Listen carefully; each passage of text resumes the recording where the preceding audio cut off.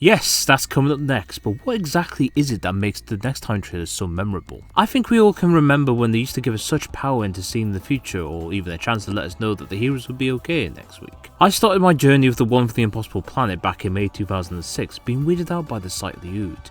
From what I remember, I think they did actually scare me at the time. We've certainly come a long way since then, so why don't we go on the journey to see how they've evolved. From the 30-second teasers of the end of the world and the sound of drums to the latest 15-second trailers of the looks and the story of the engine.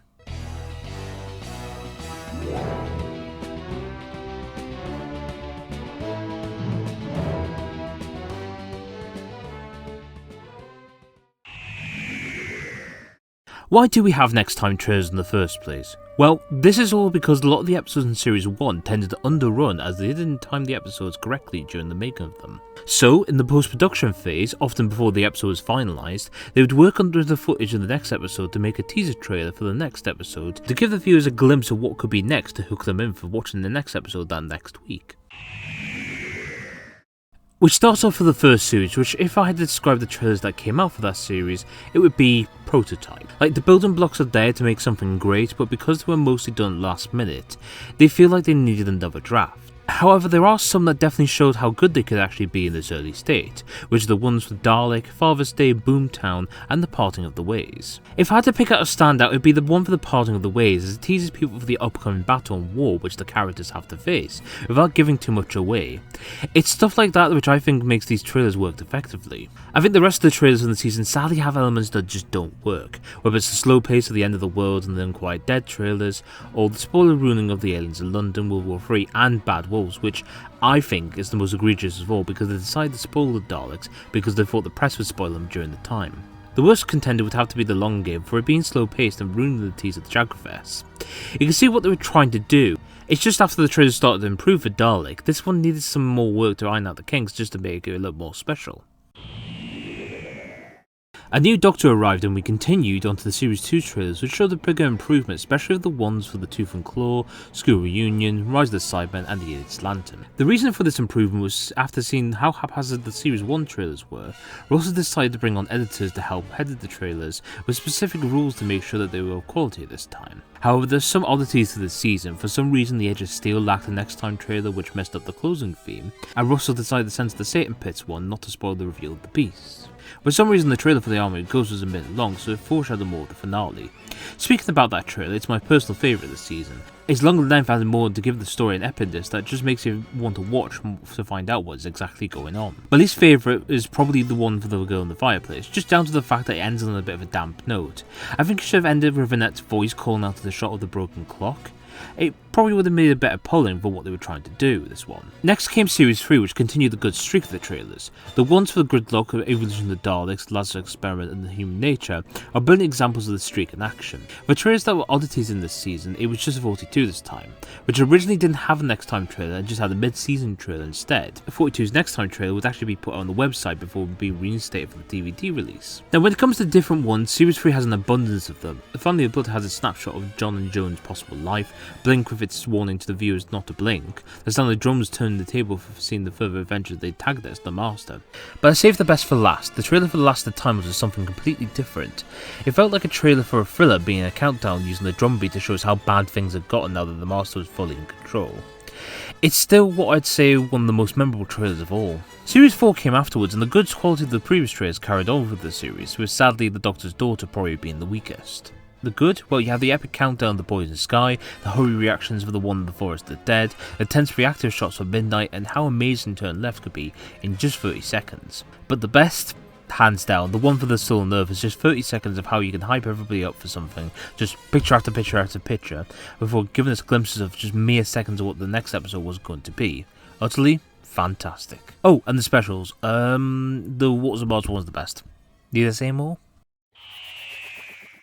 New show and a new series, new Next Time trailers. And here's a major oddity: if you decide to skip out on watching Series 5 to the complete DVD release, they removed them for some reason. I will say so, there were some more standout ones in this season. The Time of Angels two-parter made theirs feel more horrific, the Amy's Choice one put more of an emphasis on the deadly dreams, Cold Blood felt like a march to war, but the standout was the Pandorica Opens, half a recap of the mystery of the season, and the rest of it, a feeling like things weren't going to be all safe. In the opposite case, I'd say there's two trailers that just don't work this time around. The first is The Vampires in Venice, minutes, which I think was just been a minute.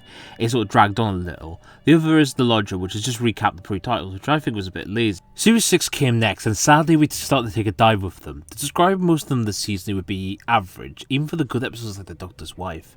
Oh, and I hope you like I'm the Doctor, because it's the only track that they seem to use on them. The best one I'd have to say is the one for Day of the Moon, where it counts down with the audio of the Cape Canaveral being mixed in with the events of the trailer.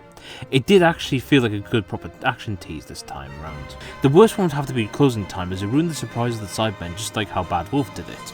That felt disappointing instead of spooky, which is what I think they were trying to go for. Series 7 continued the same quality as Series 6, except it started using a lot more of the RTD era tracks, especially in Hyde and Journey to the TARDIS ones. I think this is probably at the point where you could tell that a lot less care was being put into them. The best was probably the Angels Take Manhattan or Cold War, just how chilling they made the episodes feel. The worst is Journey, but I think that's more of a thought of trying to do something for a lackluster episode, which in some cases, you just can't. Another new Doctor with a new series of trailers, and we continue the same quality streak of the previous 2 seasons, including the odd placement of I Am the Doctor for the Caretaker. I think Mummy on the Orient Express is the closest to being the best this time around, as it included some of the pieces of the horror that made things quite terrifying in the episode itself. My least favourite would have to be In the Forest of the Night, due to it just trying to be funny and adventurous at the same time. I feel like if they stuck to one tone, it probably wouldn't have been a bit of a mess. Series 9 has finally stopped the old music being used. The quality sort of flip-flopped this time around, such as the ones for Under the Lake and Before the Flood, which bring in some tension and Sleep No More, which ended up being better advertisement of the episode itself. My favourite has to be Heaven Sent, because it just provides so much with so little. It's 20 seconds long, it has the Doctor in one location, and he's on a mission, which is really all you need for that episode. My least favourite is Husbands of a Song, which I just felt was a bit put together very slapdash, just after they finished filming it. I think this time around they could have just ignored it for a good old Christmas trailer instead. After the year-long wait for Series 10, I think some of us were wondering if things had changed up for Capaldi's last season. Yes and no. The music hadn't changed, but I think after the last 3 being so average overall, I think the trailer editors finally got their mojo back. My favourite has to be World Enough in Time for how much it deceives the viewer of the episode, despite seeing John Sims master at the end. But to be honest, the BBC marketing had already announced them at this point, so there was nothing that it could really do in this case. My least favourite would be Smile, but that's more because it felt superfluous because they put out a Coming Soon trailer for the series after this one. So I feel like it wasn't needed this time and they could have just removed that one just to keep the Coming Soon trailer. Another new showrunner, another new era. So what about the next time trailers? Well, during this time they were cut down. Instead of the usual 30 to 40 seconds long time frame, they were now only 10 seconds long.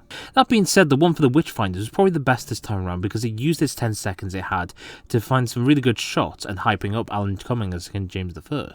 My least favourite is Revolution because they decided to keep it as one shot and no Daleks because they were trying to keep them a secret at this time. It does say something when the previous episode had a more hyped up trailer than this one. Series 12 next came about. The production team decided to stick to their guns except for the Timeless Children, which ended up being 30 seconds long. The Timeless Children's one's actually my favourite due to the longer length, as it felt more suspenseful than some of the others during this season, and it actually gave you a feeling of needing to watch this finale, otherwise you'd be missing out on a lot.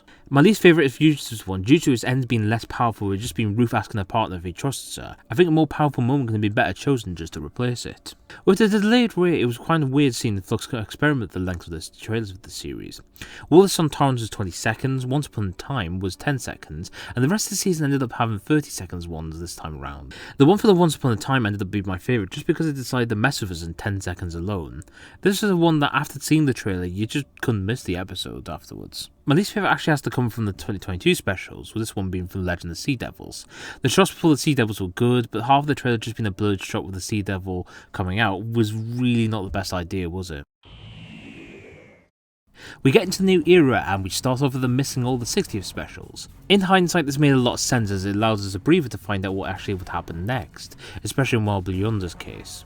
After that, they finally came back in Series 14. There were now 15-second compact trailers instead of the 30 seconds of the triple era 10 seconds. I actually have 2 favourites this time, Boom and Legend of the Ruby Sunday. They both give us 15 seconds that doesn't reveal too much. The one for Boom covers it with the heartbeats of the Doctor, and the Legend of Ruby Sunday has the TARDIS noise to give it a bit of a kick. And finally, the most current series, same just as the previous ones, 15 seconds and lots to play with. The Well was my favourite as it came back to the suspense that Boom had during the last season with less sound, making it even more chilling. Sadly, the last current next time, with the Interstellar Song Contest, was probably my least favourite. Not only does the theme get a bit messed up in the trailer, but it just ends abruptly, which feels like a bit of a bad editing choice. And that's it for next time trailers. They had their ups with series 2 to 5 and they had their downs with series 7 and 8, just being a bit bland. But after watching all of them, it's something that you can just admire. Sure, the original idea was to let people know about the next episode, but I think it's something else that we take for granted.